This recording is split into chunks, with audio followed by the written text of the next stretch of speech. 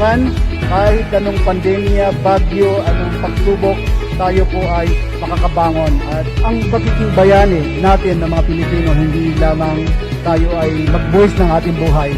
Tumulong po tayo, makabangon ng ating ekonomiya para tayo po ay consider na rin na mga bayani. Tayo rin po ay nananawagan sa ating mga kababayan at suportahan natin itong mga kababayan natin, itong mga MSCP natin na nandito. Maraming salamat po at isang magandang umaga po muli sa lahat.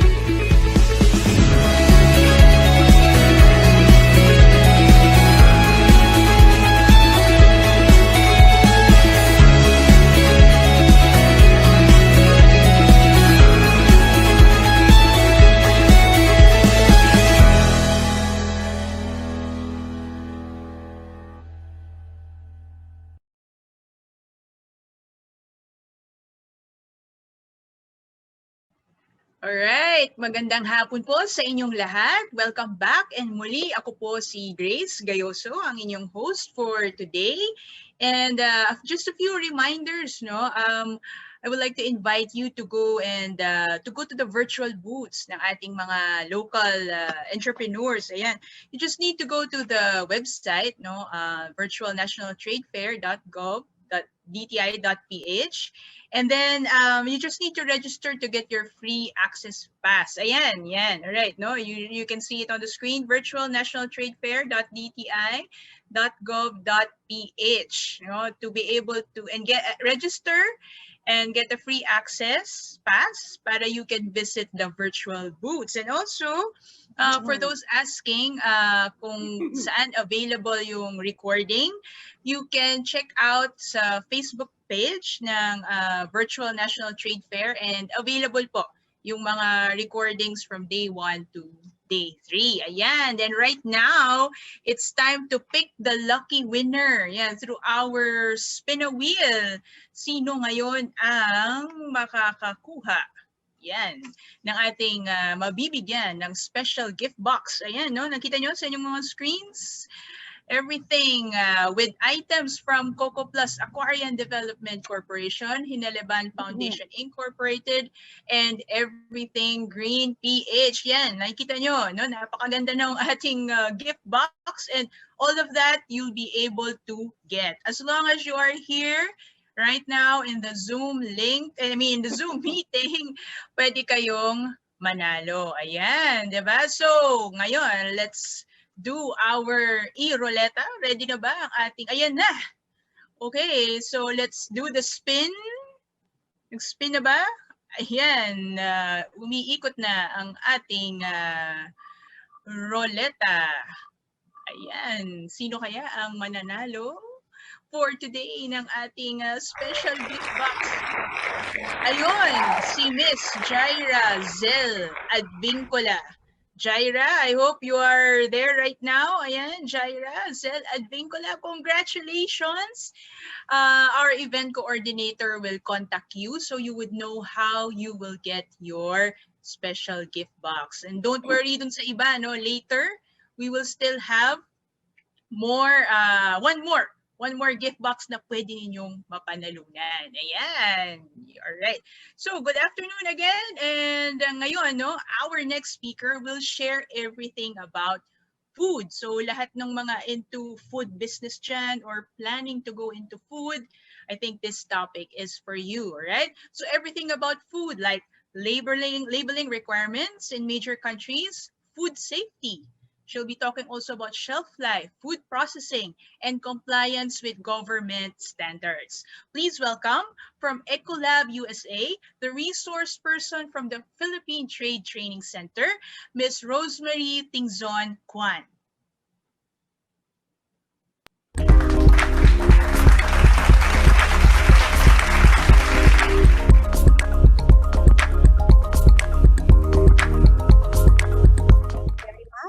Good afternoon to all, and it's good to see that we have this virtual conference for discussion on processed food. So as introduced or as mentioned by Grace, thank you Grace for the introduction, we shall be talking a lot about being a food business operator. and the topics are actually diverse. And that's why we'll have to make use of this time to discuss these different topics about processed food, trade, and the impact on our business of compliances in effect. Uh, there's a reason why I have to use this red color for my first slide because it's 1:30 in the afternoon. In trainings, we normally call this oras de peligro. So just to wake you up a little bit, because if we run down the topics, you will see the so many items or topics to be discussed under this um, umbrella label, which is exporting processed food products, an overview of food labeling, product development, FDA regulations, and food safety standards. So what are these topics to be discussed until for the next 1.5 hours? First is the international food labeling requirements of major importing countries. This is more focused on the labeling guides of identified countries that you will find out later in the program. Next is practical and innovative tips on food safety, shelf life, food processing, technology and innovation, basic labeling requirements, and process and product assessment. The last is about awareness on the regulatory compliance of food, um, such as the Food and Drug Administration's license to operate and certificate of product registration, halal and international food standards. So for this session, definitely we know that this is an overview with the relevant topics for discussion. And with this overview, I should say that as food business operators, this presentation would give us better understanding, or we will begin to understand the different requirements when it comes to processed food and being a player, a key player in trade of processed food. And then from what we will gather from this session, that may give you an idea where you plan to go. Where would your product have more potential on, which will now help you plan and act. Of course, there are other information already available to you. And so this is just for us to take a look in this session, the different aspects in trade of processed food that would be welcome information to us. So let us begin with the first topic, which is international food labeling requirements of major importing countries, wherein our focus would be the following countries: USA, United Arab Emirates or UAE, government of Japan, and the government of China. Looking at the statistics that we have now, currently, with even after the pandemic, for processed food, our leading trade partner is the United States of America. Leading partner where we export largely huge volume of different Philippine food to the USA. So looking at the labeling guide, of the USFDA, these are governed by several rules. Of course, there's the US Food and Drug Administration, which is responsible for assuring that foods sold in the United States are safe, wholesome, and properly labeled. So this includes both domestic and exported food items. We are not in any way uh, being we, as an exporting country, the Philippines has to comply with the requirements implemented or being imposed by the USFDA. We also know very well that there is the Food Safety Modernization Act, di ba? Yung FSMA.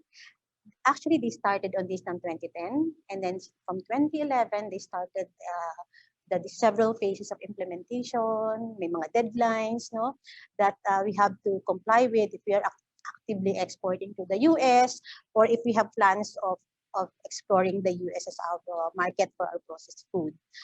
So if you look at the relevant laws, now we begin with the so many guidelines, no? Brace yourself, kasi all of these discussions will be based on regulations, will be based on reliable websites, and mostly technical and of course science-based, no? So we have here the Federal Food, Drug, and Cosmetic Act. And through time, there were amendments done to tackle about nutrition labeling under the Nutrition Labeling Education Act. And then of course the allergen. And this is governed by the Food Allergen Labeling and Consumer Protection Act. They also have their, you might be encountering this CFR, or the Code of Food of Federal Regulations. It's like, ito yung pinaka-manual, no, ng USFDA. Before, printed lang yan. But now, there is already the electronic version. So it's easily accessible, no, when you access it in the internet.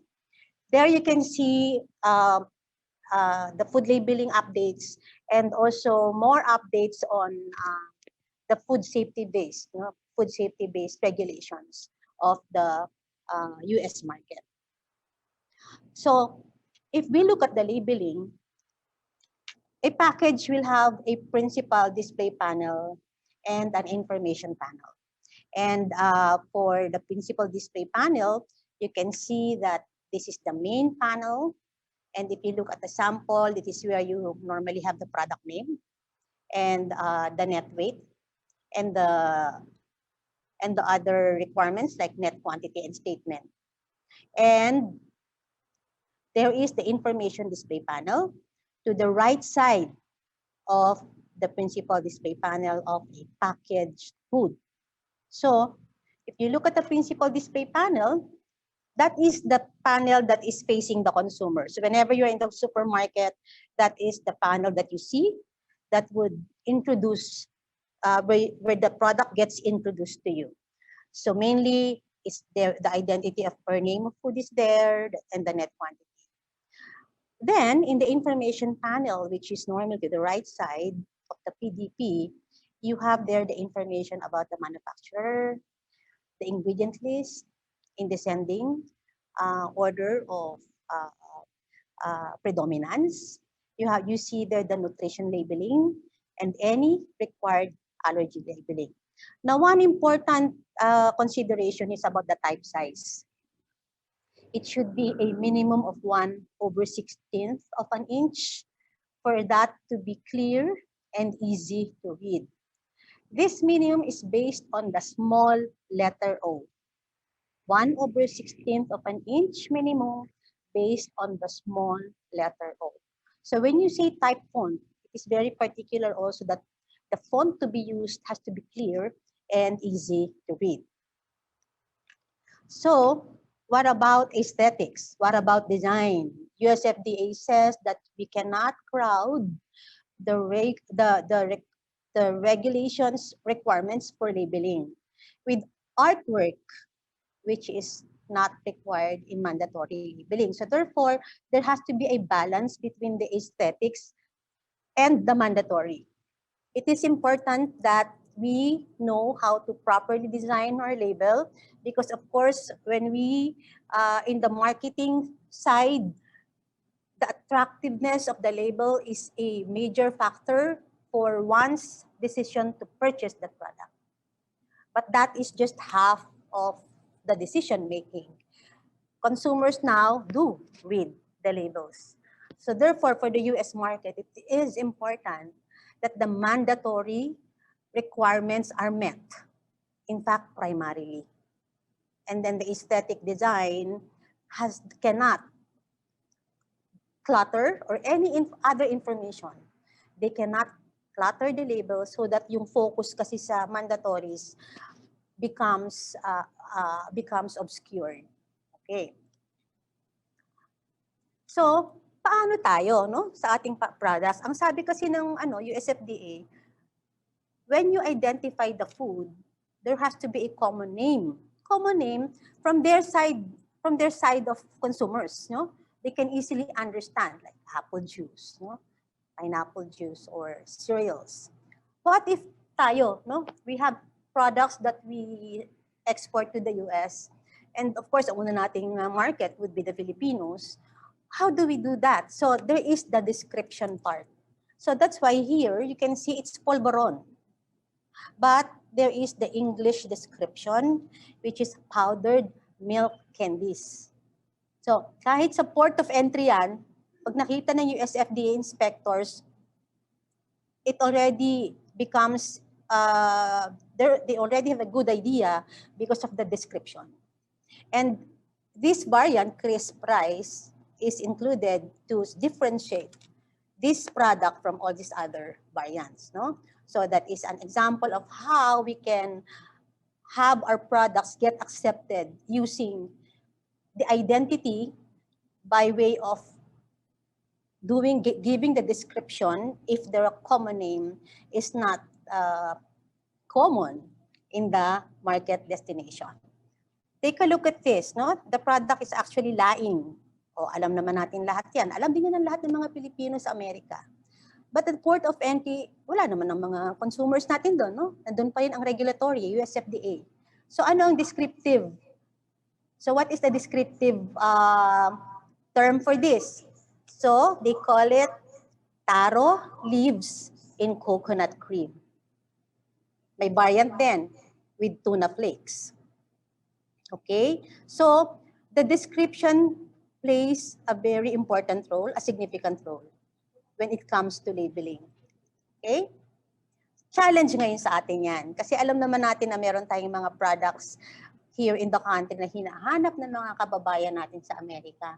So kung meron tayong mga products na mas alam natin sa common name natin, at we will try to communicate that using a description that will be understandable at the port of entry by the regulators. So another example is ito naman, ano? Kung titingnan mo itong corn snack na to, multilingual. Diba? Iba't iba yung mga languages na makikita natin. But there is compliance with the US FDA requirements. And yung kanyang information display panel, the required nutrition labeling is there. And we just have to notice, tingnan niyo yung nutrition labeling niya at this point, no? For the additional nutrients, you can see their vitamins A and C, di ba? Now, may changes na rin yan. Ngayon, kung meron pang mga labels na ganito, it would require some negotiation with US FDA, especially if the items are already in the US, or kung may inventaryo pa dito, if there is a way to negotiate for the labels to be exhausted dahil may mga changes na. The good thing here is may deadlines naman, no? So if at all merong inventory of so many labels na ganito pa, there's still time to dispose of this, to use this in the finished products until they get into the new label requirement. When we talk about allergens, using the Food Allergen Labeling Consumer Protection Act law, the US has identified 8 allergens. We are all familiar with this kasi yung atin din dito, no, marami tayong nakikitang products na sa atin na making use of allergen labeling as required by our FDA, our own Philippine FDA. So these have to be stated. If you have ingredients that would have any of these allergens, then you have to declare that in your label. So for example, for this tuna product, so makikita ninyo yung label contains tuna as fish, soy, and wheat. But take note, if it's a fish ingredient, you have to identify the kind of fish. Kaya dito may tuna. No? May tuna. You cannot put there contains fish only. That will become a misdeclaration, and you will be your attention will be called on it. So identify the kind of fish that is in your product. Okay. Now, I mentioned about the new requirement for labeling being that USFDA has already announced. So you'll notice from the previous example of the corn snack, the nutrients at the lower part of the ingredient of the nutrition facts table has vitamin A and C. Now, it's vitamin D, calcium, and potassium. Okay, that has been added now. So this is the new label that has been announced by USFDA. Now, why are they going into updating their labels and all? Because they have already studied how the nutrition facts can be interpreted, how well nutrition facts can be interpreted from the consumer point of view. And this new label that they have designed would address the health and nutrition requirements of the consumers, as well as it would give emphasis on how correct the label, especially the nutritional components, are interpreted in a label. So there are changes now. So let us look what are these changes. First, the serving size is now in a larger, bolder type. Take a look at this. Initially, noon, pag sinasabing serving size update noon, you just put the weight, like 55 grams. Pero now, nilagyan lang medyo qualitative. Kasi for example, kung wala ka namang weighing scale sa inyo, how do you interpret 55 grams? So, may parang visualization na. So, this is 2/3 of a cup. And then the amount of calories in bigger form para nasa eye level kaagad ng attention kaagad ng consumer. And there are daily values updated. So ano naman ang difference na nangyari dito? If you will notice, backtrack tayo a bit doon sa sample, that I showed about the product. Kung titingnan natin to, take a look at the under total carbohydrates. There's the dietary fiber, and then there's sugar. Okay, tingnan natin yung bago. Sa bago, there is still dietary fiber. You put sugars as total, but there has to be a declaration on the added sugars. Why? Marami kasi mga food items na naturally may sariling sugars. So, pag sinabi mong total sugars, pag mataas, sometimes merong consumers who will not consume it anymore, who don't like such, kung talaga inherent siya. On the downside naman nun, marami ding products na marami naman talagang added sugar, hindi lang identify. Alin dito ang talagang sugar ng raw material ko at ilan ang idinagdag ko. So, very important na malaman kung ano yung how much is the added sugar. This is a decision point for the consumer. So, meaning pag may added sugar, titingnan sa ingredient list, ay, refined sugar ito pala. Or there's brown sugar. There's washed sugar added. Or there's sweetener added. So, the information is now seen in this labeling. There are also change in some nutrients. And if you look at the nutrients, even yung amount naka-declare. For example, vitamin D, 2 micrograms. Before, percentage lang na nakasulat. So, ang interpretation nila dito, at least you'd know kung ilan yung intake mo. And if it says here na 10% lang ang na-contribute ng kinakain mo na yan, and if you really need to fulfill the requirement for vitamin D in your daily diet, so you will now have to opt for other products to items, so that you can be so that you would be able to meet yung vitamin D requirement mo pag talagang kailangan mo siyang i-fulfill for the day. So, yan ang mga changes. And there is also a new footnote in the daily value, which is about, it just explains that the daily value tells you how much a nutrient is in a serving of food. So itong changes na to, according to US FDA, will make the consumer more accurately informed about what they eat. Okay? So yun ang nangyayari sa labeling ng US. Now, we go to the UAE, no? Philippines to the United Arab Emirates, or ang pinakaano naman natin dyan is yung Dubai, no? Okay. So for the United Arab Emirates, there are some markings, and the standard used is labeling of prepackaged foodstuffs, which has replaced another labeling guidelines in the past. So for the UAE, this standard has been approved and published as a technical regulation, and this is mandatory. Okay.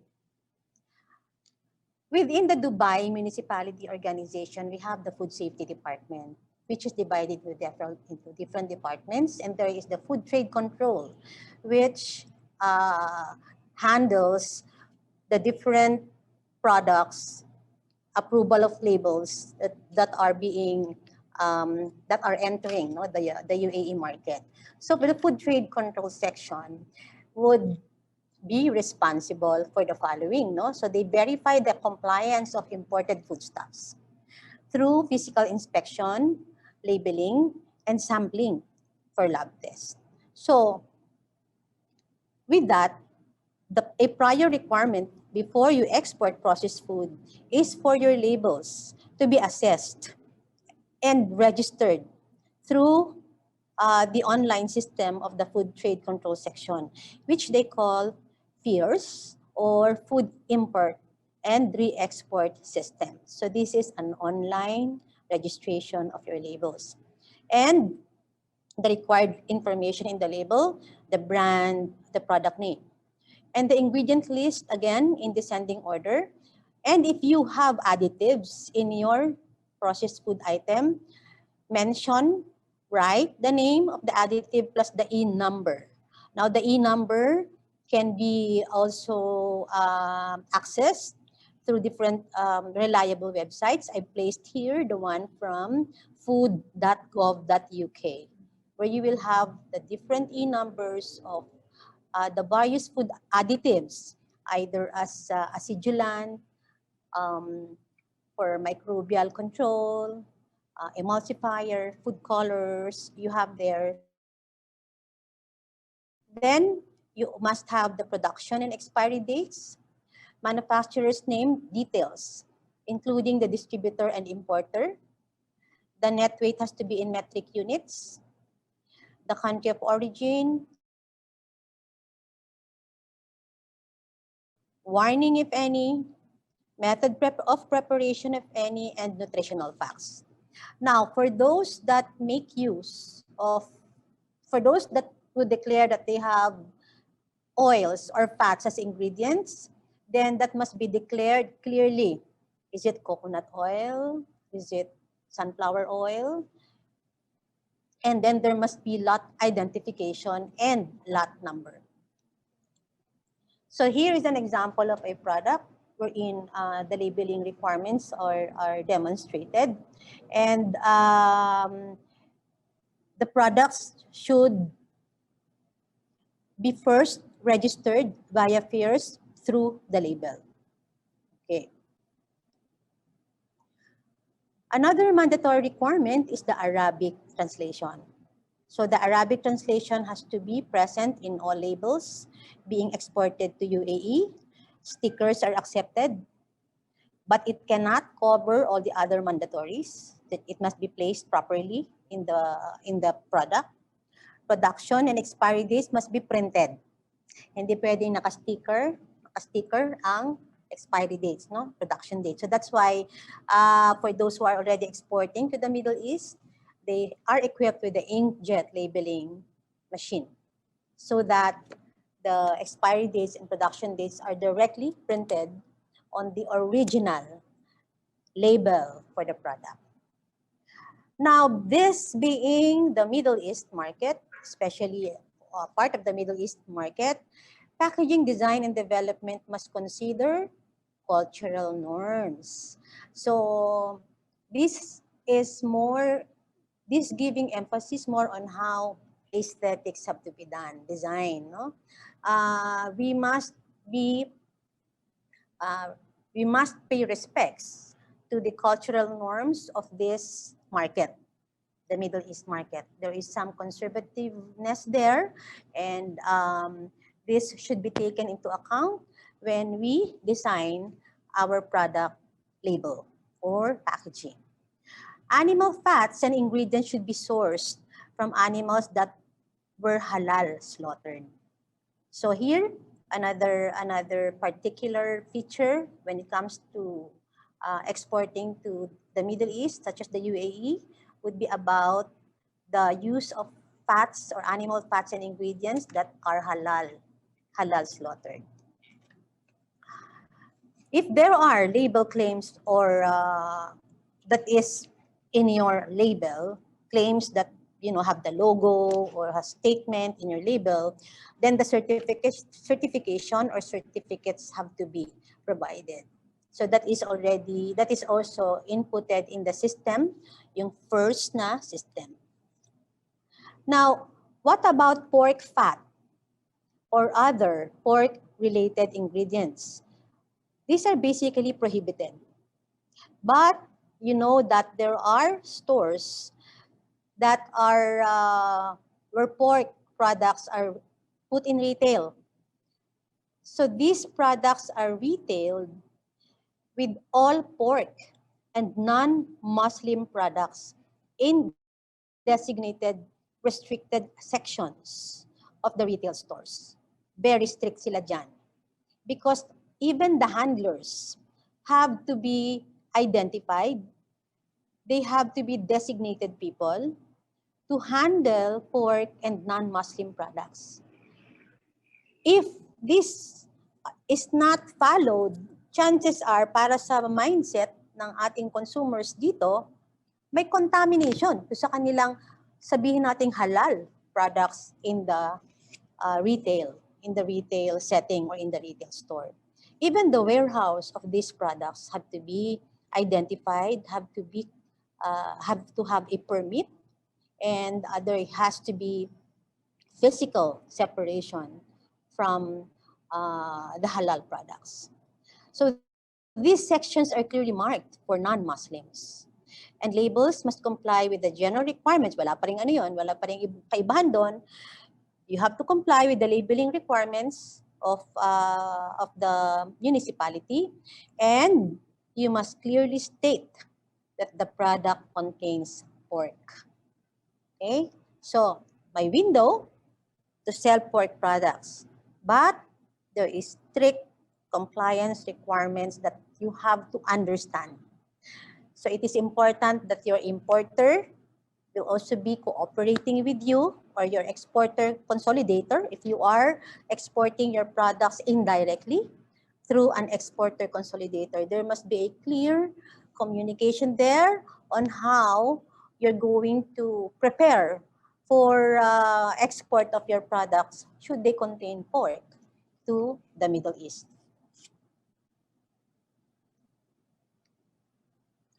So to facilitate product entry, the Philippine suppliers are strongly encouraged to obtain advance label approval. You do not wish for your shipment to be held at the port. Mortgage is so expensive there. More so, disposal of products that are not compliant. So you have to, if there is some interest for your product, again, cooperate with the person who is interested in distributing your product to the country or to this market, and get to know more about the regulations, because there should be an advanced label approval through the local importers or consolidators. So particularly if your products are new to the market. So this label clearance approval can be obtained through the Dubai municipality website. So if you are to register items, you have to register them individually. So even if it's a single product with different SKUs. So kung 100 grams, may 200 grams, may 500 register them individually because the labels are going to be assessed individually as well. And you have to register with first, as we said, Food Import and Re-Export System through the Dubai Municipality website. And then your important company could register that for you. And your registration has to be before shipment arrives in the UAE. So to further qualify this, if you think that you have several products to register, make sure that even before the shipment leaves the Philippines, or there is still in the process of negotiation, you are able to register your products with FIRS. You need enough time to be able to prepare and be ready, because your objective, of course, is for your products to be 100% accepted at the port of entry. Okay, so that's for UAE, no? Now, what about the Japanese market, no? Let's say we look at the Japanese market. So, if it makita mo talaga no heavily Japanese characters. Pero mabuti na lang, 'di ba? We have this app in our smartphone with translations. In fact, most of our recent business or tourism travels, very useful yung app na yan. No, but let's say, no, dito tayo sa regulations. So if we look at this label, this is actually a label for a product produced within Japan. So this is barley tea, and it contains 20. There are 20 tea bags there. The ingredients are listed. So tingnan niyo yung number 3. Ingredients, barley, nakalagay yung origin. Country of origin, rice, coming from Thailand. Millet, coming from Japan. So even from Japan. So nakikita natin yung iba, yung mga differences when it comes to ingredient declaration. Okay. So net weight, of course, nakikita natin halos familiar, or we were doing this as well. Best when used, see date on bottom of the box. So ito may ano siya, meron siyang guide, no? So yung number 5 is here. Siyempre, for those who cannot read the Japanese language, so we rely on this English translation. Storage, keeping it dry in a cool, dry place. Ito yun, no? And then manufacturer, producer, it's E2N. E2N is one of the well-known manufacturers of food products in Japan. And then there are tips for consumption: use after opening or refrigerate prepared tea. And then when you refrigerate and when you use that tea, best consumed within 1 day. So yun yung kanilang mga tips, no? Now there's another label example. Again, this is made domestically, where you can see that you have the name, ingredients, the quantity, best eaten, storage, country of origin, and then ito naman, importing country pala, no? So we have a local distributor, and then we have an importer for this. So again, ito yung kanyang labeling, no, for this. So tingnan natin ano ba yung nag-govern sa laws naman in Japan. Alam niyo, for the longest time, we've been using the Japan Food Sanitation Law. When we were trying to understand yung mga sa ating mga exporters to the Japanese market, ang basis namin noon is Japan Food Sanitation Law and JAS, Japan Agricultural Standards Law. So in 2015, they merged this, they harmonized. And they came up with 3 categories: fresh food, processed foods, and food additives. In terms of the Philippines, malaki ang trade kasi natin sa Japan for fresh. Di ba tayo nga, number 1, one of the leading exporters of fresh mango to Japan, bananas, no? So that's why nagmamatter sa atin yung regulations nila on fresh food and processed food. So not so much on food additives. Pero ito, makikita nyo may sarili silang regulation on food additives because they import food additives per se, and they also make food additives per se, no? So if you look at this, it technically covers all food and drinks sold in Japan, including food additives like vanilla. So from 2015, their implementation date was 5 years, no, for all processed products and 1.5 years for fresh food. Kaya kung titingnan natin yung trending ng ng mga labeling improvements guidelines, it's like, the US FDA spearheaded this in 2010. And then makikita natin yung mga changes in the next recent years. Nandun na rin yung mga ibang countries, no? They also updated the requirements, including the Philippines. Meron din tayo. So when we look at food labeling for Japan, so pareho din the identities, name, product, list of ingredients in descending order, list of food additives, the origin of ingredients. So yun yung makikita natin, may there's something different here, no, that they're doing. They wanted to see the origin of ingredients. Then best before or used by when it comes to the expiry nila. Storage instructions, ganun din. Manufacturer's information. Allergen information, this is also interesting. You would see how different they tackle yung allergen information. The country of origin, as the last item, no? They have a different approach about manufacturers. Para sa kanila, if you have a product, but actually this is more for those who are into more of their domestic players. But it also would be good for us to understand why this regulation for domestic players. They have assigned manufacturer ID codes. This is applicable if you have a product wherein which you are manufacturing in 2 or more food facilities. So they need to see the ID code. This is part of their traceability. Else, yung label mo must contain the name and address of both the manufacturer and the distributor. So pag lumampas na sa isang planta ang pinagagawan mo ng isang product that you are selling sa retail, kailangan mo ng ID code. Yung ID code na yon, pag in-access mo naman, yung code na yan, kinuha mo naman sa internet, sa kanilang secure na website, you will see there the customer service contact information, the company's website address, and then the names and addresses for all the production facilities.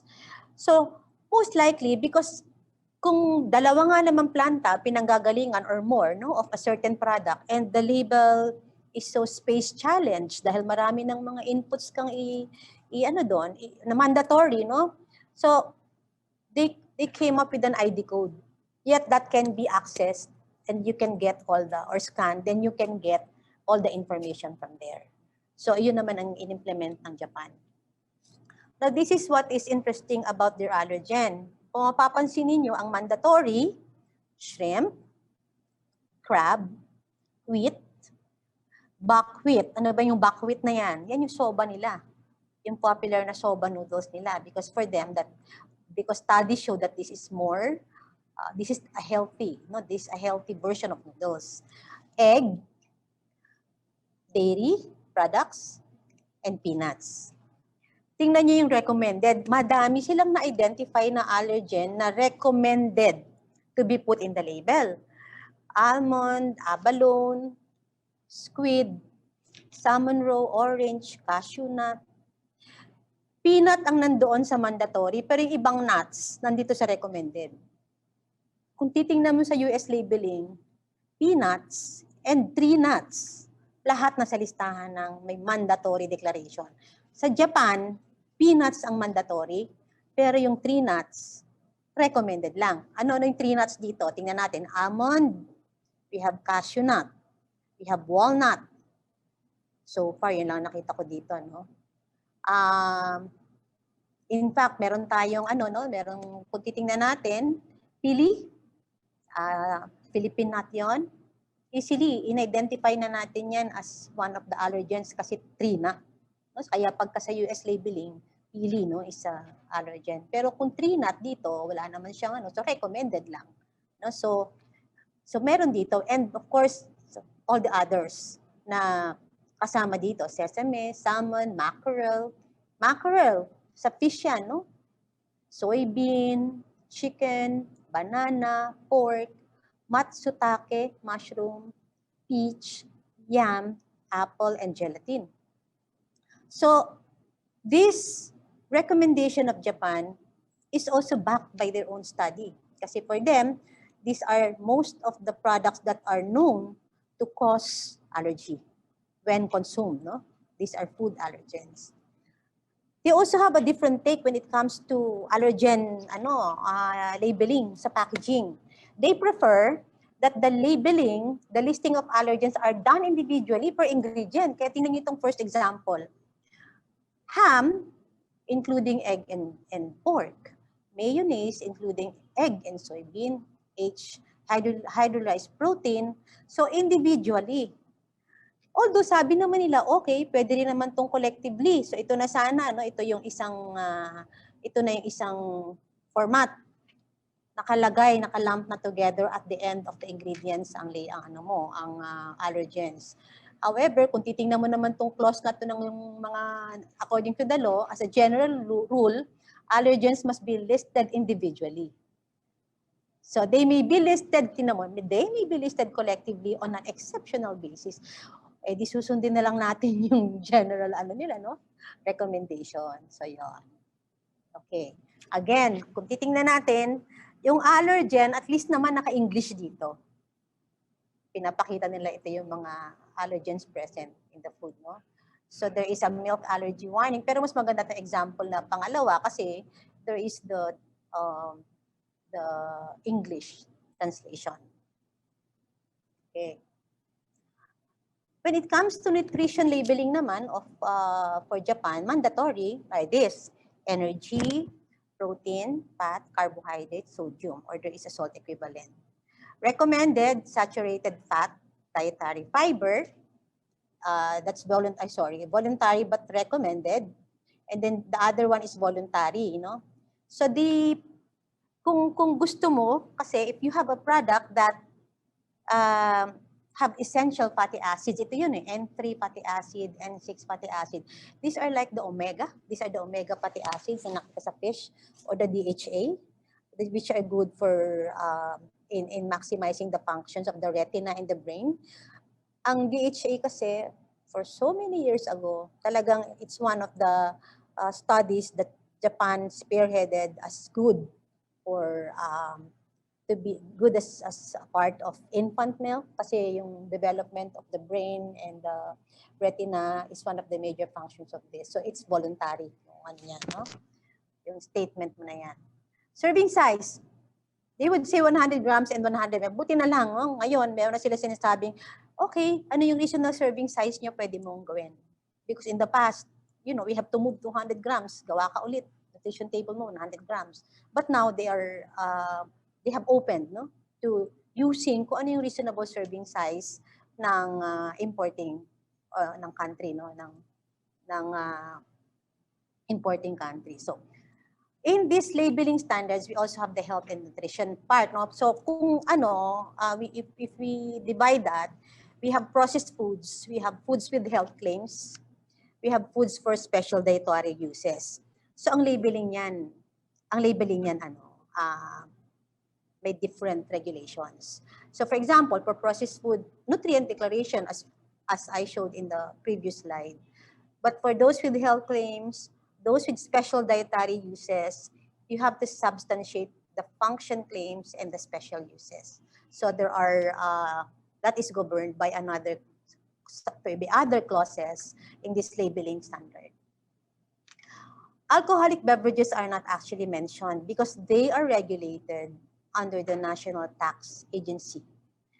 It is an act that concerns liquor business associations and measures for securing revenue for liquor tax. So may tax related or relevant na concern pagdating sa alcohol. Now, ito na yon, appropriate Japanese language labeling is only required by the time the product reaches retail shelves. So this is now in proper coordination with your importing Japanese company. So meron niyang agreement kung ano yung Japanese translation. Because take note, dalawa na yung napag-usapan natin na may translation. So therefore, this is the best practice because we do not wish to have our products wrongly translated. There are already instances in the late past, some years ago, wherein there were wrong translations of the label because of lack of, due diligence. Ang importante lang naman dito, you know who your buyers are, your client will help you. So ganun din sa Japan. It is, we do have some reliable translation companies here in the Philippines that we have been using in the past with different clients. However, as best practice, we consult. We consult the buyer, the client to help us out in this. In fact, kung naalala ninyo sa UAE, it's the importing company that will help you in the registration. So in the same manner, we also need to seek help from our Japanese partner as far as translation of the products is concerned. It can be a disaster. Believe you me, it can be a huge disaster. There was even one time when you were already in a trade fair, kung iba sa inyo nakabutan ng Foodex Japan, this is one of the trade fairs that the Philippines would join every year, except nga nitong 2020, no, you're not able to join. It was actually on site when a buyer discovered that the label of one of our exhibitors were really a huge disaster. Malayo talaga ang naging translation. So that's such a waste of time and money. So may ganyan. So better make sure that we learn from these things and be able to maximize the opportunities of exporting to these countries. Another requirement pag manufactured domestically sa Japan, yung kanina, di ba nakita ninyo, ingredient, country of origin has to be stated. That is the regulation for domestically manufactured products. So this is another example of Vienna sausage galing sa US ang pork. So these things. Okay, so yan ang sa Japanese market, no? So the next is Philippines to China, another translation ito, di ba? Kaya this is again a different set of characters when it comes to translating Philippine food. Ito naman like Dubai, like UAE. All imported food labels need to be approved by China. With them is the service of inspection and quarantine, quarantine office. So here, the importer must provide, number 1, the paper version of the label in Chinese. Number 2, the digital version of the label. And number 3, a copy of the original label in English. So side by side yan, kailangan i-submit. So which means that napatranslate na. And they will be doing evaluation and checking of your labels, no? So what are the major regulations governing the China food labeling? So 2015 din yung food safety law nila. And then they have an administrative provision for label inspection and supervision of imported and exported prepackaged foods. Because what happens is, when you submit your label for approval, it is stamped with a certain code. And in fact, that is actually filed. May digital ka, pero meron silang sariling filing for that. And then they consult that pag dumating yung shipment mo. Kaya kailangan, pag when you register your label, again, like with that of UAE, all SKUs, lahat ng klase ng packaging, lahat ng, for a single product, for example, lahat ng unit, lahat ng sizes has to be registered. Because they have this inspection requirement, and when they approve of it, then you can ship out your product, yet they will check it against that file. Nasa file nila yun, may code yun. Sa documents mo ngayon, shipping documents, that code has to be put there. Or again, so that they can easily trace the product in the shipment. On labeling standards, similar to the other markets, kasi meron ding mga food processed or processed food process, ito yung mga prepackaged food. But there are those items that have special dietary uses or nutritional claims, no? So they have also formulated different standards for that, which you can see down there, yung GP, GB with different numbers. So meron siyang individual regulations. And for prepackaged, again, we go for product name, ingredients. Yung kanila lang ingredients na less than 2%, inilalamp na lang yan, no? Hindi na yung descending order yan. Net weight, storage condition, country of origin, nutrition information for them, energy, protein, fat, carbohydrate, sodium. Then the importer, distributor, or Chinese agent information to be put in the label, product and expiry date, by the year, month, and day. And then other information that must be indicated na that will impact on their other laws and regulations. So kaya may tatlo pa doon, may dalawa pa doon. Pag may special dietary use yan, pag may nutrition claims yan, they will go to those guidelines. So ito yung example ng sticker. Medyo malabo lang, no? Sample ng sticker that is put on the label na may English, na may of the original label. So ito yung kailangan ipa-approve for the product name, country of origin, no? So this is an example. So they will approve, put a code for that, and then assign this to the product. Meron din kasi tayong export ng bulk. Actually, marami tayong ina-export na bulk products doon, no? Which they repack. So for the bulk products, the name of the food, production date, the shelf life, and then contact of the distributor. Ang food additives naman, if they import a lot of food additives, the same requirement. Sa health food, yung mga healthcare food, medical uses, no, this has to follow yung separate na standard for labeling. Nandun sa listahan na. So it's GB 1340-201. Kailangan hiwalay because of the other document requirements, because you are stating a claim, you are saying that it's for special dietary purpose. So kasama na dito yung infant formula, those for medical uses, no? At saka supplementary food, let's say for those with diabetes, for the elderly, na may nutritional ingredients. So ibang labeling standard na yun. Ano ang kailangang bantayan, no? Pagdating sa mga labels, instructions? There should be no exaggeration. And you cannot make statements like yung mga healthcare, no, disease prevention, pati treatment, hindi pwede. Hindi siya pwedeng may declaration na para siyang gamot or as medicine.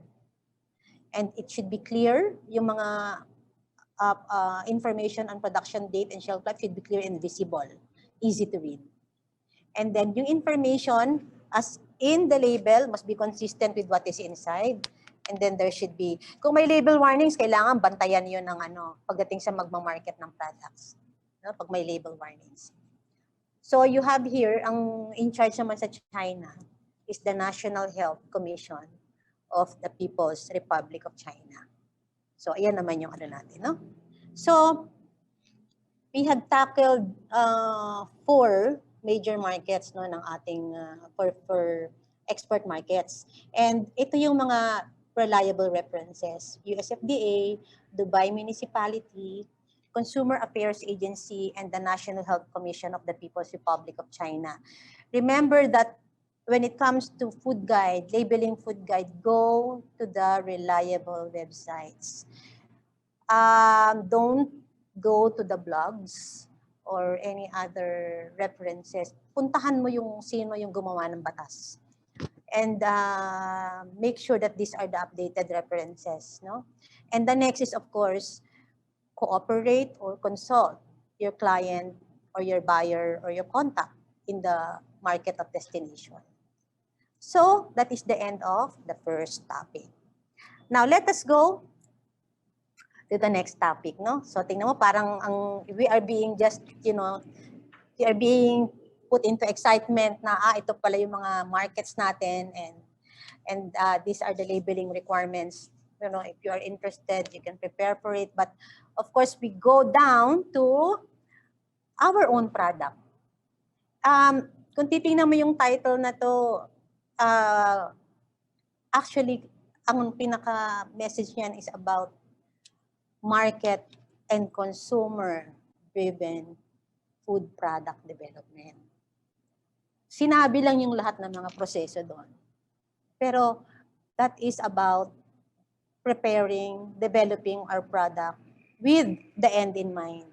Kaya nga ang goal mo, you have a food product. You develop it, you design it for a specific target market or consumer. And with that goal, you embark into developing it. Now, development takes trials, experiments, test runs, until you are convinced that you have come up with an option, the best option, the better option, the doable one, that will be acceptable to your market. Remember, when you are developing the product, you are not satisfying yourself, even if you are the one developing the product, because you are not the consumer. Kaya ka nga nag-identify ng target market or consumer. Have them in mind until you go to that part where your finished product meets your satisfaction. You can do the mass production, and of course, you can trade it. You can sell it. Sabi nga kasi dito, no? Sabi ni Peter Drucker, ito yung ating guru sa entrepreneurship, and he actually reinvented management.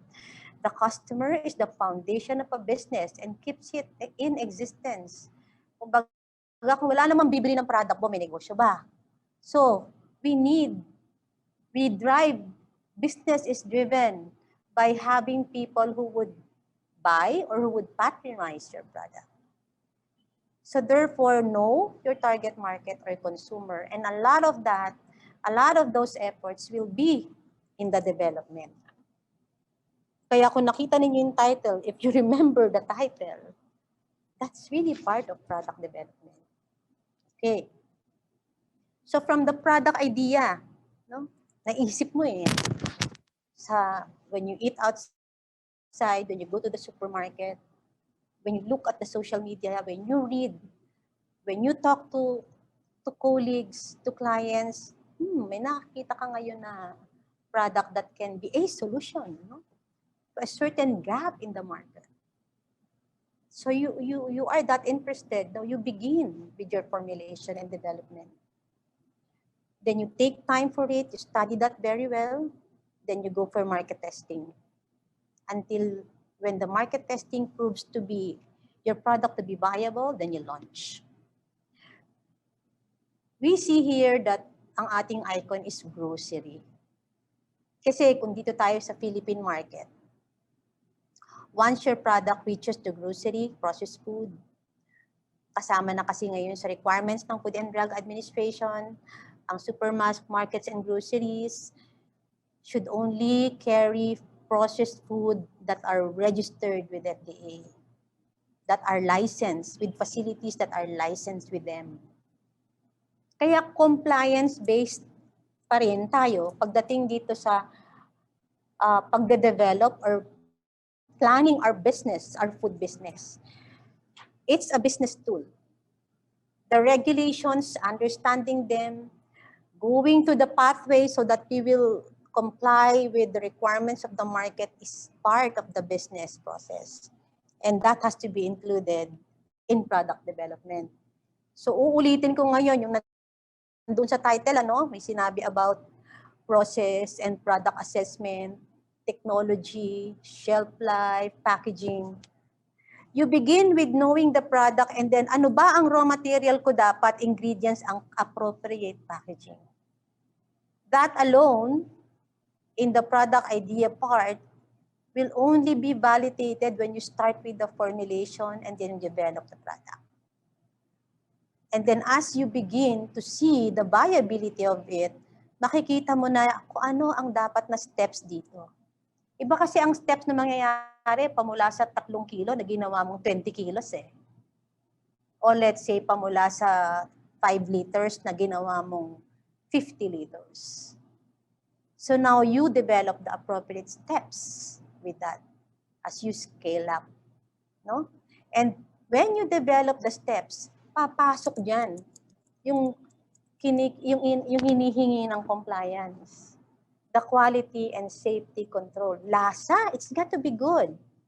Safe, hindi dapat ito makasakit. Hindi dapat ito makakos ng injury, ng illness.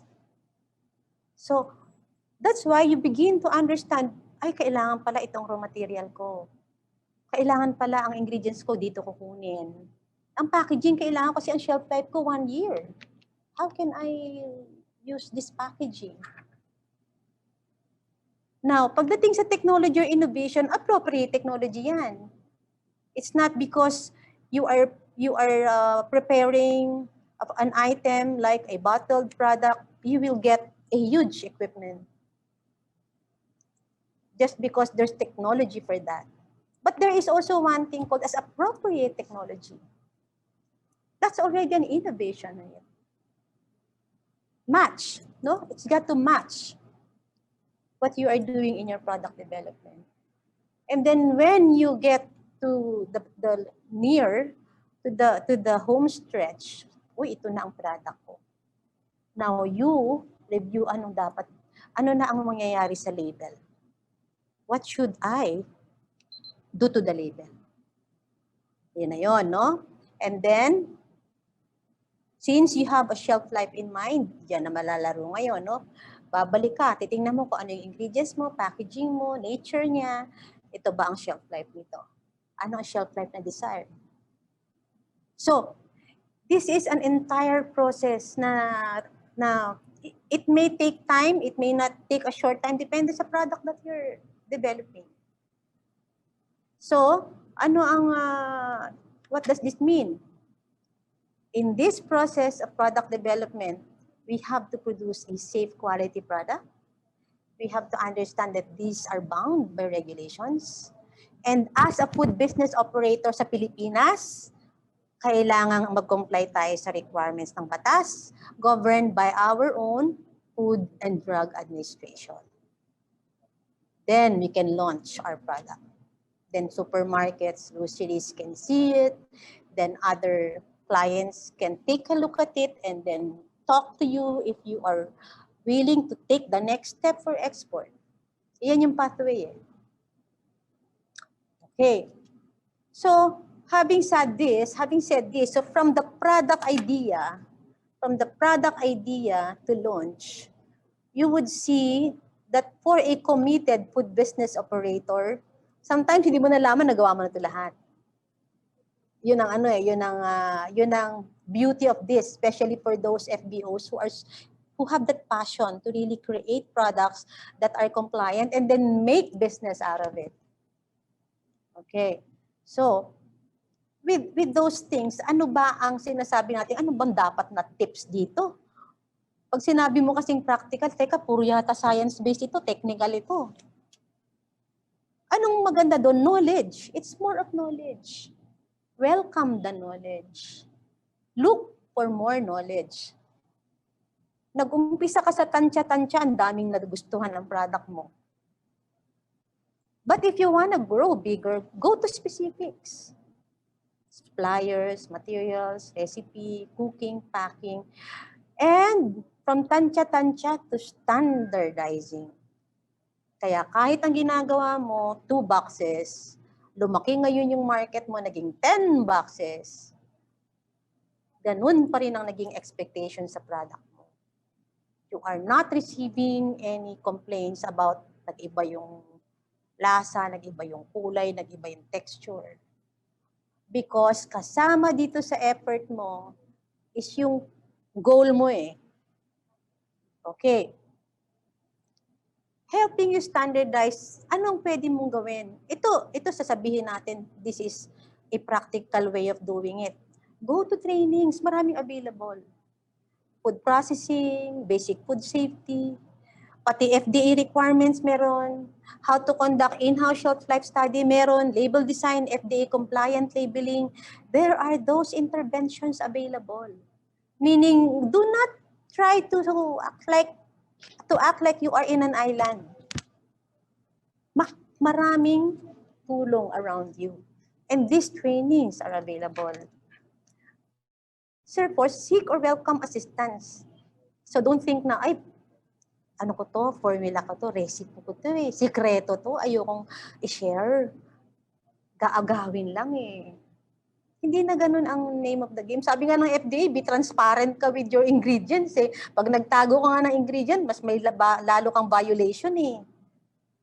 See, yung pag-grow ng business, it's being able to meet the customer's satisfaction. Kung anong binili niya ngayon, bukas, pag binili niya, at sa isang taon, yun pa rin ang lasa. So, andun yung challenge sa'yo, no? So, yung pagiging welcome sa assistance, para matulungan ka, no? Para maintindihan mo na yung ginagawa mong produkto na yan ay bound by regulations. And the government-sponsored programs or food MSMEs, you have a lot of them. You have a lot of them.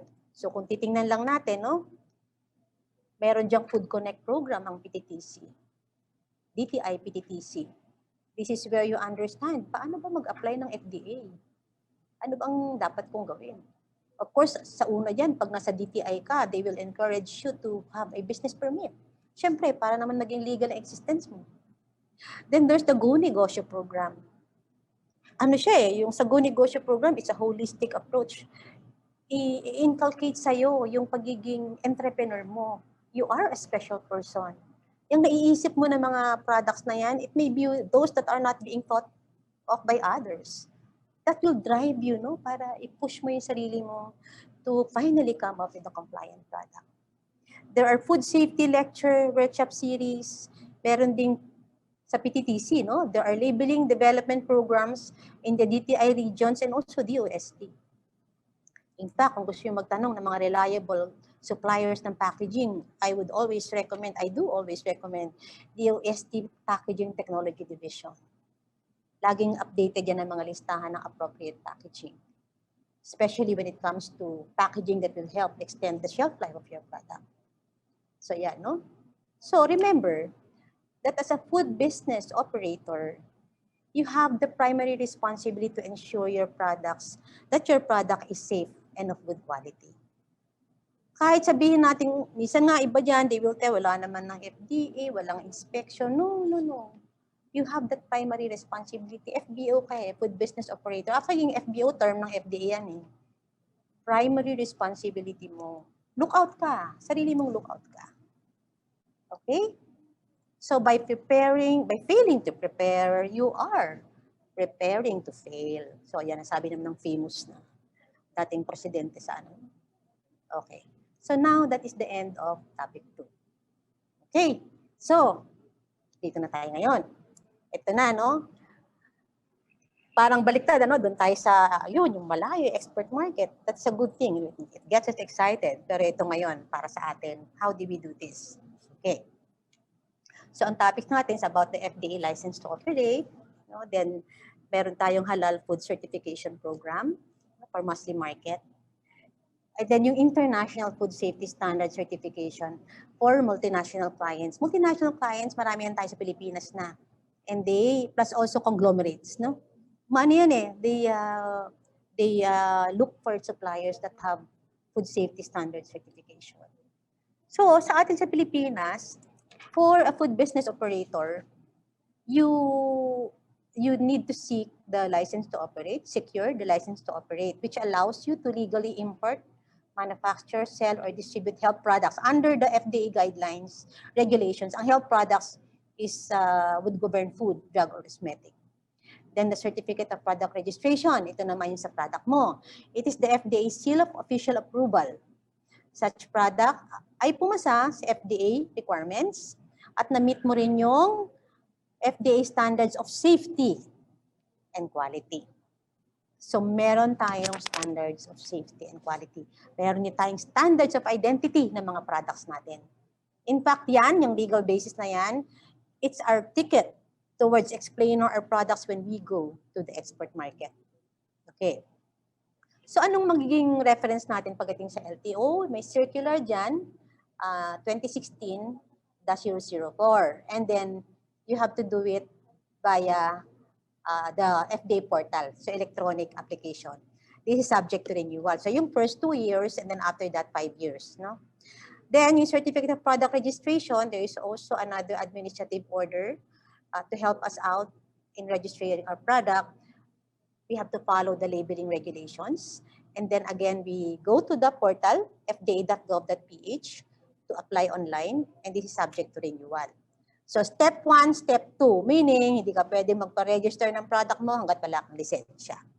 Okay? Malinaw yan, no? Anong requirements, anong documents? Pagdating sa license to operate, ang unang tinitingnan ng FDA dito is kung if this good manufacturing practices is in place. Yan pa lang, ang dami na tayong mga assisted, mga seminars on GMP, no? DTI region, dito sa sa other DTI bureaus like PTTC, no? So GMP yan. Ano pang required? Product analysis. Kasi kailangan kung ano yung products na pinoproduce mo diyan sa planta mo, and they will inspect. Then once you get the license, then you apply for the certificate of product registration. Ano naman kailangan diyan? Yung you have to show the test results, upload, no? Pati yung nutritional testing, show the label and photos. So if you note sa step 2, walang sample na kailangan. Uploading lang ng photos ng product mo. Ang tanging nangangailangan ng samples for step 2 are those food supplements. Okay?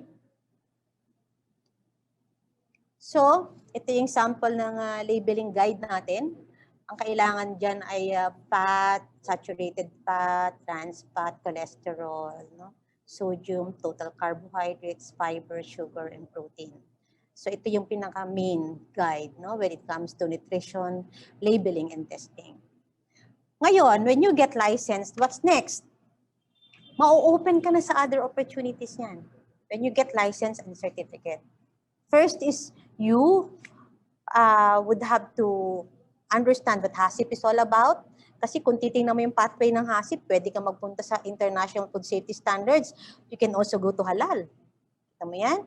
Or you can also look at the requirements of the US market and take a look at HARPC. So individually, ano ba yan? So HACCP is Hazard Analysis and Critical Control Points. Nasa Food Safety Act of 2013 natin yan, wherein when we develop our food safety system in our facility, we are encouraged to try to go for a HACCP-based approach. Later on, when this gets to be updated, because alam mo naman, in the market, no, HACCP certifications are being asked mostly by our clients. The Philippine FBOs will soon be encouraged to be certified with HACCP. So itong HACCP na to is looking at having our food produced safely. Kasi ito yung proseso na inaalam natin kung ano yung pwedeng makakos ng pagkasira ng pagkain natin at pwede siyang mag-lead to illness ng kakain. So tinuturuan tayo dito, kaya nga hazards. Ano yung hazards? Ano yung mga yan? So may tatlo na focus dito, physical, chemical, and microbiological. So that is being understood. Depende yan sa product. Kaya itong HACCP nga is product specific.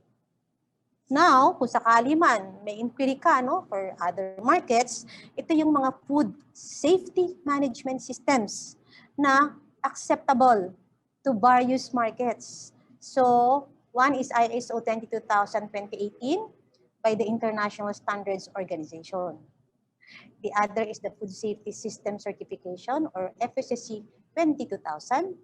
And the next is BRC or the British Retail Consortium. Isa pa dito, SQF, Safe Quality Food.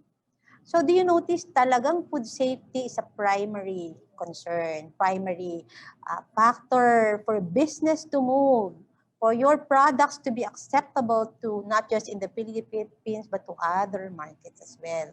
So kung naka-license na tayo, may CPR, and then we are open to getting to know HACCP until we move to the other, then this is the pathway. Ito ang pathway natin. Halal, ang halal certification ngayon, of course, sabi nga dito is halal means permissible. But when you hear from our halal trainers, the emphasis is having a HACCP-aligned company. Because halal certification is also leveraged on having a quality assurance that makes the food safe for consumption. Kaya ang halal market, ang halal food, hindi na lang yung nako-confine sa Muslim population, although sa Muslim pa lang, it's about more than 1.3 trillion market, malaking market. But because halal certification, the logo already means that it's safe for consumption, hindi ang bumibili niyan, hindi lang mga Muslims, kaya lumalaki lalo ang market. So ayan ang sa halal certification. This one, the new one that has been developed by the US FDA is taking off from HACCP. It is taking off from HACCP. And when you are already familiar with how the HACCP has to be implemented in your facility, sandali na lang yan. Made-develop mo na yung food safety plan. Ang laki talaga ng factor ng may HACCP background ka. Ngayon, itong HARP-C na to is the major guideline on PCHF, Preventive Controls for Human Food, for compliance ng FBOs, both domestic and foreign. See, yan ang mga pathway natin when it comes to the international standards, and these are your references now for FDA, Philippines, fda.gov, for the international, starting with Codex HACCP, FAO, and Codex Alimentarius General Principles of Food Hygiene 2020, kahit nga ang Codex, nag-update na rin. See? So, anong kailangan natin ditong learnings natin, ano? Dynamic ang food safety guidelines. As dynamic as how we develop or, upgrade our products. So, as an FBO, our responsibility as we move our business, and in order for us to be more successful, let's think about these requirements for food. So, thank you so much. I give you the grace. All right. Thank you very much. That was very enlightening. No? Mahaba siya, pero talaga namang siksik. Kasing siksik ng mga food na nandun sa lata. Ayan. So now, we're open to questions. So just type in your questions in the Q&A box. Pero first, may some comment, ma'am, from Noel ko. Thank you very much daw. Your talk is very informative and quite easy to understand. Yan, Thank kudos. you, Noel. And then from Annie, how are nutrition facts validated daw po? Validated nutrition Yes. facts. Yes. Of course, it has to be undergo testing. Your product has to be submitted to an accredited laboratory for testing. Now, yung nutrition component nun, it needs to be evaluated also kasi there are products na kailangan talaga complete nutrition testing. Pero let's say our product is vinegar. So, may mga nutrients talaga yan na, alam mo yun, by science, hindi mo na kailangan i-analyze kasi wala naman doon. So, that's why we need that to be evaluated also by competent authority. Then, punta ka na sa nutrition testing. Alright. Yung next is from someone, anonymous. Can you recommend companies daw that can help translate labels? Oh, I just cannot do it here. Because what we normally do, that before I used to get a Japanese translation company to help us out in labeling. But as again, best practice talaga. Because we have encountered that situation na, alam mo, kung may iba pang word ang disaster, doon sa nangyari sa amin sa isang show. If there's another, talagang ganon, no? So, let us consult our buyer. Because they will definitely help us in correct translation. After all, you are partners in the business. Right. So for that, consult your buyer. Ayan. Consult your buyer. Exactly. All right. Next from Carol, will Phil Halal certificate be accepted in UAE? Will the Philippine Halal certificate be accepted in UAE? Okay. We still have that ongoing, no? This is still an ongoing concern because let me see, about 2 years ago, Dubai municipality has dispatched an announcement. They have announced that they halal certifying bodies must be accredited with them. So it is still, actually this is a G2G concern, government to government. And then, once we hear from the Philippine Accreditation Bureau, sa atin yun, no? KAB, kung ano yung na-accredit na nila to be recommended to the Dubai, then we can use those certifying bodies and get ourselves halal certified through them. This is just a concern that needs to be confirmed 100%. So that's why I may have those information with me, but it is best to consult, no? Dahil Philippine Accreditation Bureau naman, PAB, no? Nag-accredit ng certifying bodies dito sa atin, the best person to consult will be them. Ano na ba ang nangyayari dito? Ano ang update dito? Ayun. So go to the specific organization. Ayan. Alright. And still from Carol, no, in the US, there's no need to indicate the manufacturer's name, but needed for UAE. Tama po ba yun? Okay, I might just have not, parang I did not include, no? But kasama ang manufacturer's name doon, Carol, sa US. Kasama siya. Kasama siya. Requirement So, talaga yan. Oo. Kaya nga nilagay ko yung website ng USFDA for you to review yourself. Kasi alam mo, itong information na to, talagang babalik ka sa website eh. Para lang to confirm. We do not want to have non-compliant labels. Ayaw natin yun na darating doon non-compliant. Sa US, masasama ka sa Oasis. Ayaw mo no, kasama ka doon sa mga because of labeling. So, yung research, but kasama, Carol, ang manufacturers sa label. Alright. Kasama daw. Okay. And go to the reputable websites. Ayan. Not on the blogs. Ayan. Oo, nakalagay. Tama ka. Ano yun eh. And of course, nakalagay dun product of the Philippines. So, sa format, manufactured by and then product of the Philippines. Kaya nga kahit yung contact number, or normally wala naman tayong contact number normally. Talagang yung ano mo lang, address of the manufacturer and then product of the Philippines. Alright. Ito naman po from Leo. For Japan labeling, what nutrition facts guidelines will be followed to be placed on the label? Are percent daily values and percent RENI acceptable to them? Ay, ang RENI dito lang sa atin sa Pilipinas. Ang percent RENI dito lang sa atin sa Pilipinas. Kaya, I have put in one of my slides yung mga nutrition labeling, yung mga components. So, kasama dun ang protein, ang carbohydrates, may sodium. Ang sodium nga, kung ano pa yung salt equivalent, no? Kasama yung mga yon. About the daily value, ang daily value kasi na yan, dito rin sa Pilipinas yan eh.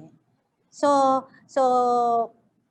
yung nutritional content lang ang ilalagay mo doon.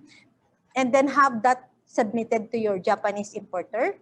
And then for any, kasi ang pati translation, they will have to do that. And then kung marirecall niyo yung labeling na pinakita ko, na nakalagay lang yung content ng nutrient. Yung DB, depende yan sa market. Sa atin, may salita yung DB, yung RENI sa atin yun. No, requirement natin dito sa Pilipinas yun, sa labeling natin. Alright. Still from Leo, where can we get labeling guidance naman daw on non-food, like cosmetic products like soaps, massage oil?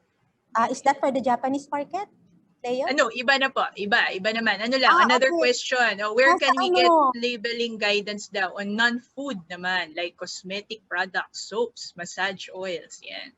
Cosmetic products including HUS, household and urban household chemicals. Kasi ang cosmetics under health products yan, so therefore na sa FDA website. FDA. Sa FDA website natin, Philippine FDA, go to the regulations for cosmetics. Ang kaibahan lang sa food regulations, ang cosmetics guidelines under the Philippine FDA is harmonized with the ASEAN guidelines. Makikita mo doon. In fact, yung use ng cosmetic mo, may claim ka ba? For example, for a certain ingredient, for a certain product, like shampoo, ito lang ang pwede mong sabihin na, ano nga ba yun? Anti-dandruff, yung mga ganun. May mga ganun, no? Meron silang mga qualifying descriptions na acceptable among ASEAN. So you'd better get into the FDA website and check the cosmetic guidelines. But if you can give me the email dito, pwede kong email sa'yo, Leo. Meron akong a few references. Galing sa FDA para mabilis na, no? I-review mo. You send me Alright. the email. You send me your email address, Leo. O, Leo, kung nasaan ka man, ayan. Ayan, Send i-send mo your dito. email at ayan Sandali, na.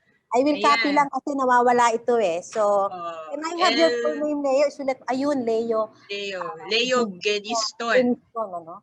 Yan, Geniston. lgeniston@gmail.com. O sige, email ko sa'yo, Leo, ha? Oh, pati Okay. may isa pa, si simply.mea@yahoo.com. Ayan, for cosmetics din. Simply.mea. Simply.mea, Siguro brand mo yan, Leo. Ano? MEAH. Brand ni Leo yan, ano? MEAH. Simply. Ayan. .mea. MEAH. At Ayan. Yahoo. Yahoo.com. Sige, Leo. Ay, mapadala ko sa'yo. Sige, ito naman. Ani, hello. May nag-message na sa akin. Ayan, alright. Okay. O, si Tapos, Shiba. Okay. Ayan.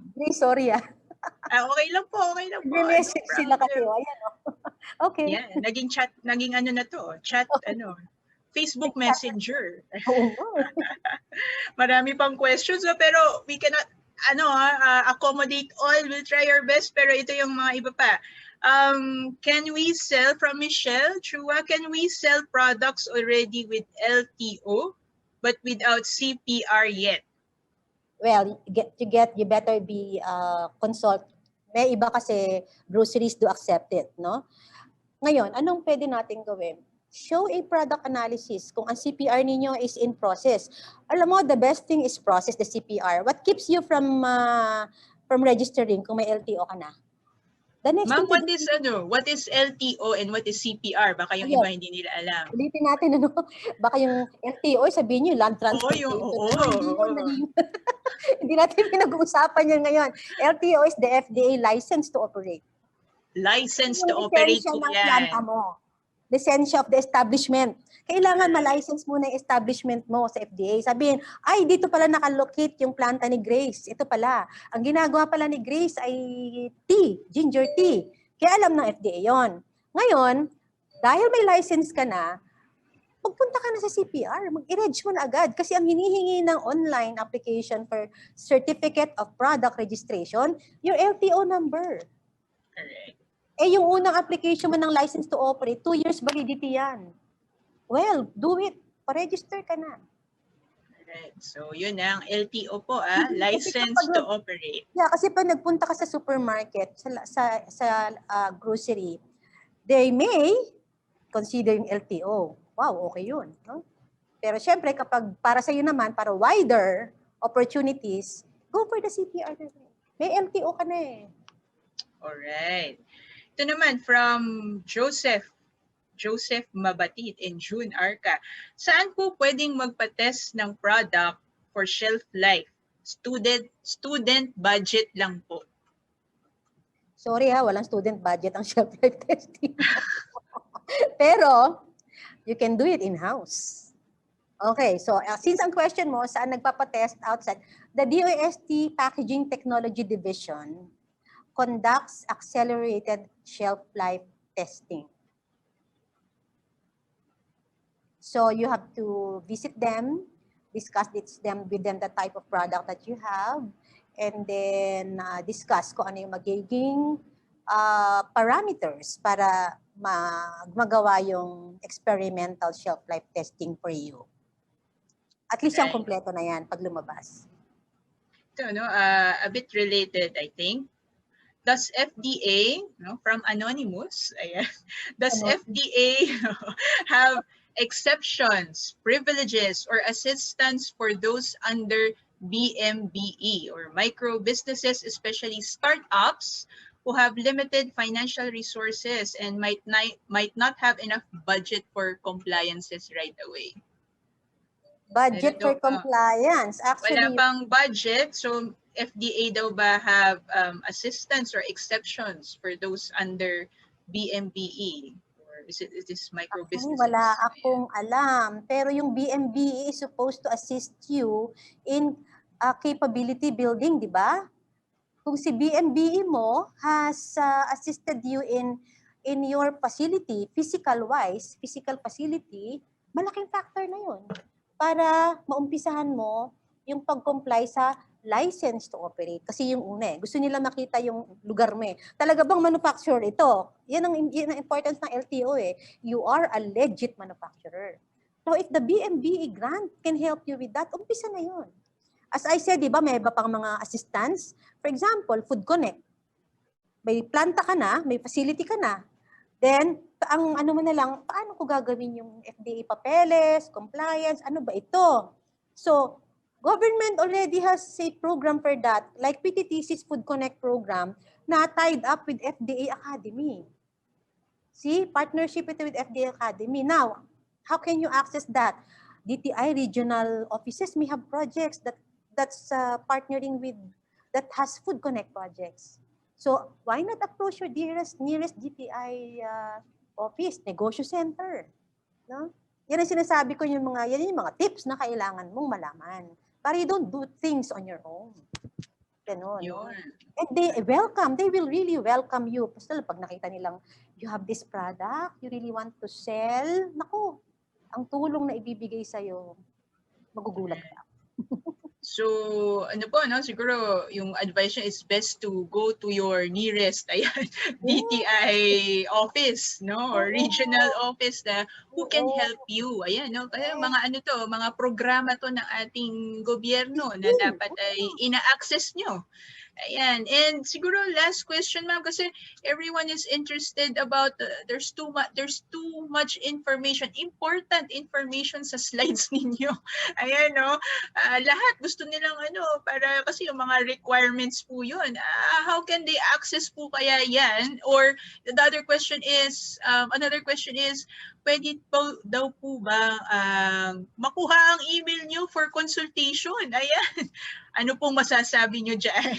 Alam mo, ang suggestion ko dyan, dahil di ba nasabi ko nga na pagdating sa grassroots intervention, meron tayong Food Connect, which is partnered with FDA Academy. Food Connect is being managed by the Philippine Trade Training Center, kaya ito meron akong itong background. No? I'm also at PTTC right now, Philippine Trade Training Center, and contact, go to the website ng PTTC. Nako, you will see a lot of information there relevant sa requirements nyo. Tapos sasabihin na lang ng mga coordinators diyan kung sa food ito, agad, mag-gravitate kami doon. Yung aming grupo sa food safety program. But there are some here who know me already, kaya hello sa inyo. Yan, hello sa mga kakilala ni Ma'am Rosemarie. Ayan. Hello, thank you for attending. So, yung advice, visit the website, no? And of Philippine Training Center and Thinker, no? Lahat ng mga tabs doon, check nyo kung saan ba pwede. And I'm sure, sabi nga ni Ma'am Rosemarie, yan, no? They'll be happy to help. Yan. And yung Food Connect, tama ba, Ma'am? Food Connect. At saka don't think na lahat ito ay, ang maganda talaga tied in ka sa mga DTI projects because they are so generous in helping MSMEs towards alignment. Talagang may mga guidance pa yan, may coaching pa yan. So, we do coach, no? Basta't may mga DTI regions na sa projects namin dito sa PTTC.